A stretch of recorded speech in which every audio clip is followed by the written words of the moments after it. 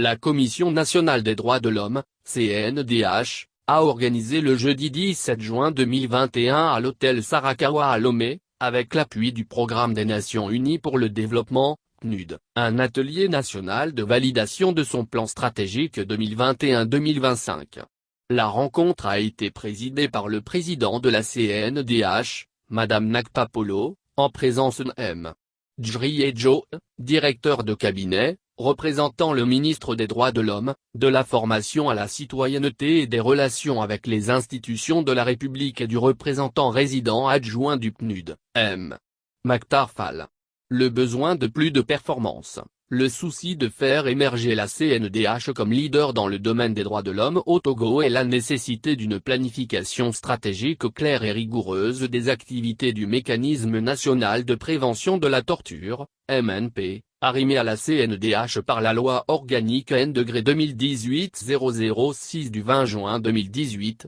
sont là quelques éléments qui ont motivé l'institution à se doter d'un plan stratégique. Premier du genre depuis la création de la CNDH en 1987, ce plan stratégique 2021-2025 permettra à la Commission de se doter de capacités opérationnelles nécessaires lui permettant de mener à bien son mandat. Il s'articule autour de 3 axes stratégiques à savoir, moins développement institutionnel, axe 1, moins promotion d'une culture des droits de l'homme et renforcement de la protection, axe 2, moins renforcement du mécanisme national de prévention de la torture et autres peines ou traitements cruels, inhumains ou dégradants, axe 3. La validation de ce plan stratégique 2021-2025 de la CNDH est l'aboutissement d'un processus lancé en novembre 2020 et accompagné par le PNUD, le Haut Commissariat des Nations Unies aux droits de l'homme, AHCDH, et l'Alliance mondiale des institutions nationales des droits de l'homme, GANORI, et le Réseau des institutions nationales des droits de l'homme, RINAD. La rencontre a connu la participation de différents acteurs des droits de l'homme, notamment les représentants des départements ministériels, des institutions de la République, des organisations de défense des droits de l'homme et de la société civile. En ouvrant les travaux, le président de la CNDH, Madame Nakpapolo a déclaré que malgré les avancées enregistrées ces dernières années par le Togo en matière de droits de l'homme,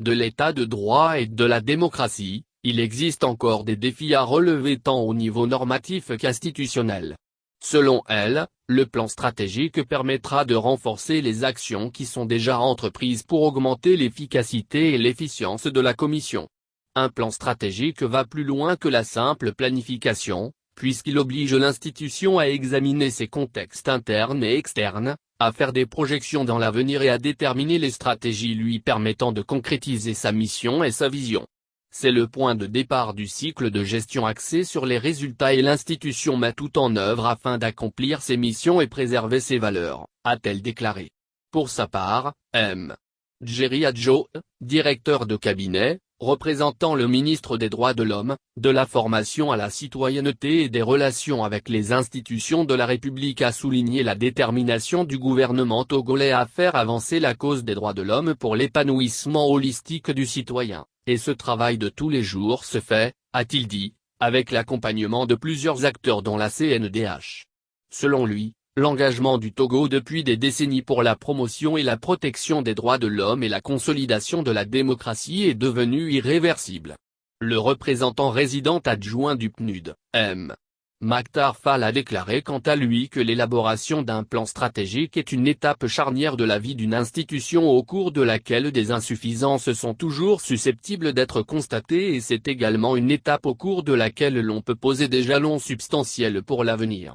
Selon lui, en matière de droits de l'homme, la CNDH occupe une place centrale dans la promotion, la défense et la protection de tous les droits de l'homme, droits civils, politiques, sociaux, économiques et culturels, y compris le droit au développement. Elle représente un pilier incontournable et la pierre angulaire dans la construction d'un état de droit et dans la sauvegarde de l'ensemble des valeurs inhérentes à la personne humaine. Il y a lieu de préciser que le coût global de ce plan stratégique s'élève à plus de 9 milliards de francs CFA. Pour sa mise en œuvre efficace et efficiente, la CNDH devra mobiliser les ressources non seulement auprès de l'État à travers le plaidoyer pour l'accroissement de la subvention octroyée, mais également auprès des partenaires techniques et financiers.